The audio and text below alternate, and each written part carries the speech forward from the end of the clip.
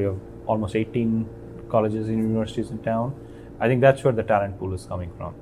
So the more we can do to keep them here in this area, the more this will evolve. That's really what it comes down to.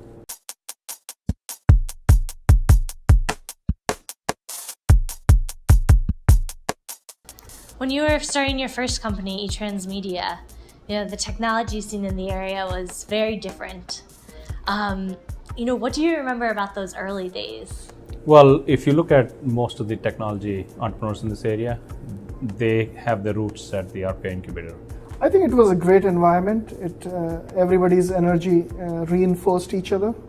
So if you'd hear funding rounds, some company got funded, it gave enthusiasm and positive energy to the other companies that, hey, even we could do this. And it was okay to be to eat pizza and to be cheap, and you could feel like there are other people doing the same thing, and that was exciting because you can hang out with them and be okay in whatever shape you are in. Well, I'm sure a lot has changed in 20 years. How has the region changed its technology scene in that time? I think today, as we were talking the other day, I see a lot of variety in companies in many different industries, many different fields, right? So it's not just video gaming, it's not just healthcare IT, it's all different kinds of entrepreneurs, all different kinds of companies.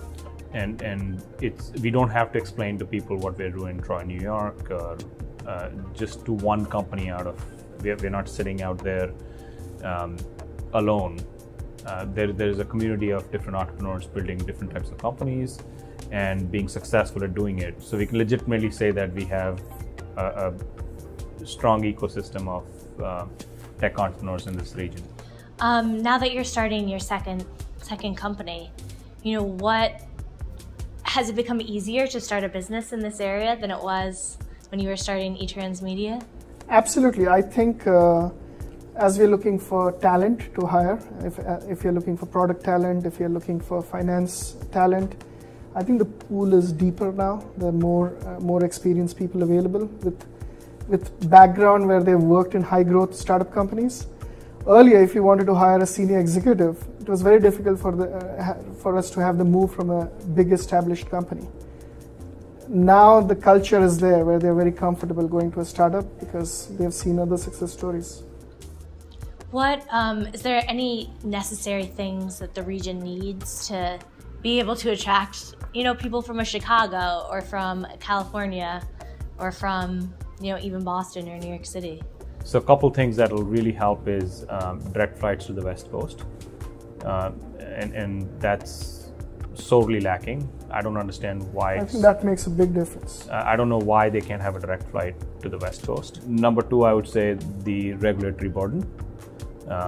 So there are a lot of new ideas that come to the front that you want to do certain things, but people are not thinking about what burden that places on new business. And when you're a small company, you really cannot handle that. A big company probably can handle more burden because they have more resources, they can deal with it. Small companies really struggle with that. But I'm happy and surprised that in spite of all those challenges, there's still, as Vikash said, so many green shoots, right? You see so many different companies now.